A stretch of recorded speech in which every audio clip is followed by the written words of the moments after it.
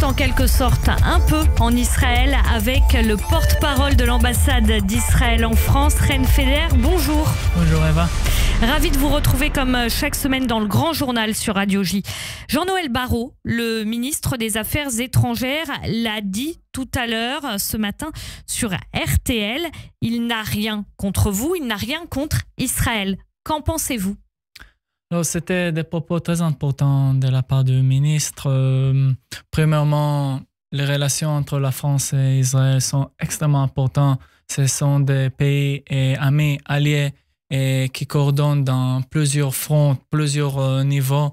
Mais là, il y a des tensions quand même en ce moment. Oui, on avait quelques désaccords dans la semaine dernière, mais on essaye de continuer avec le positif, avec les choses importantes de plusieurs niveaux. Et d'un autre côté, c'est important de redire, et c'est que le ministre a insisté et ce matin, c'est que l'Iran, c'est la menace le plus important, le plus grave sur la région. Donc ça veut dire qu'un salon naval, maritime, d'armement, finalement, c'est proportion négligeable par rapport aux enjeux, c'est ça ? On travaille ensemble pour trouver des solutions sur ce sujet aussi. Aujourd'hui, vous ne considérez pas que c'est un boycott ? Pas du tout. D'accord. On va passer à un autre sujet. Le sujet, c'est ce fameux hôpital Al-Sahel à Beyrouth. Tsahal affirme que s'y trouve le bunker d'Hassan Nasrallah en sous-sol. C'est le numéro 1 du Hezbollah qui a été éliminé. Hassan Nasrallah, apparemment, en tout cas c'est ce que dit Israël, il stockait des sommes faramineuses. $1,5 milliard. Il y a eu des journalistes qui ont été conviés à cet hôpital pour le visiter de fond en comble, librement. Et la plupart de ceux qui l'ont fait ont dit, après, ont témoigné en disant il n'y avait pas de bunker dans cet hôpital, on n'a rien trouvé. Qu'en pensez-vous ? En effet, nous sommes dans une guerre d'images depuis le 7 octobre, et notamment depuis l'opération terrestre d'Israël au sud du Liban.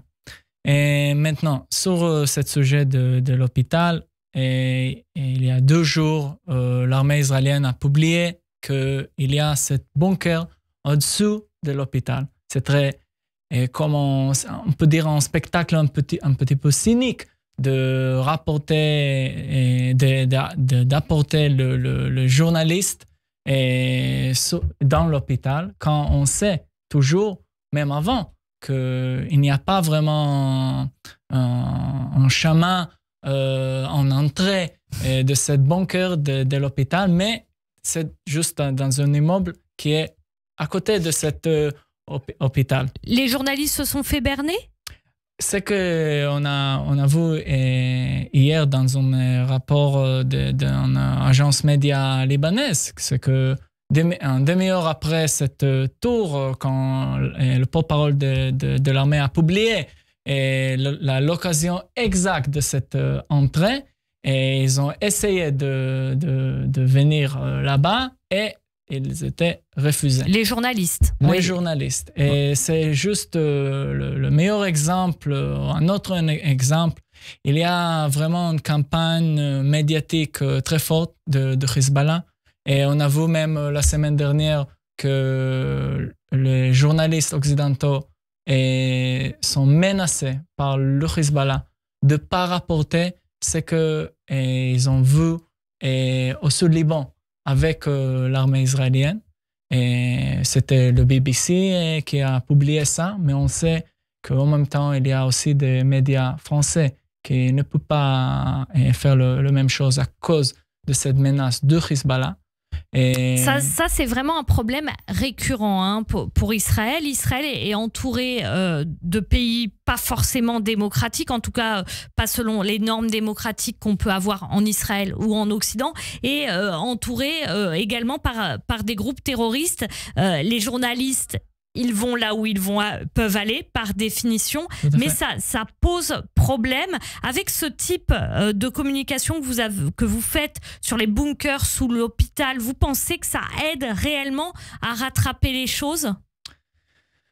Comme je comprends la raison pour laquelle cette information était diffusée, c'était pas vraiment pour dire les journalistes d'entrer dans l'hôpital, mais pour avertir parce que il y a une grande chance que probablement cet endroit va être bombardé par Tzahal pour détruire cette bunker.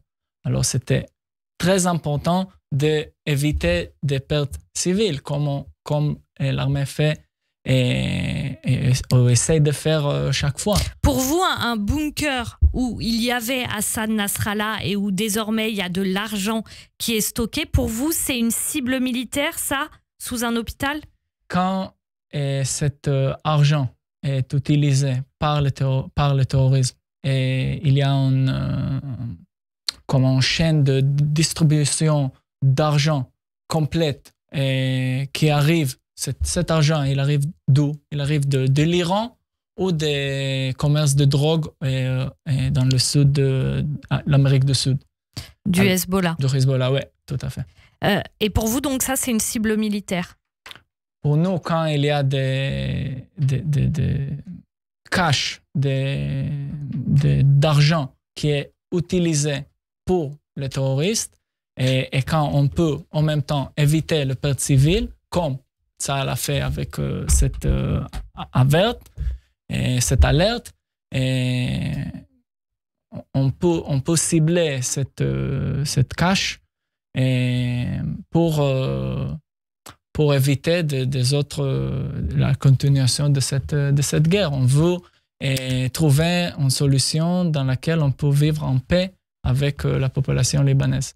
Merci beaucoup, Ren Feder, porte-parole de l'ambassade d'Israël en France. Merci beaucoup. Merci. Bonne fête, bonne semaine à vous. Merci. Chag Sameach. Chag Sameach.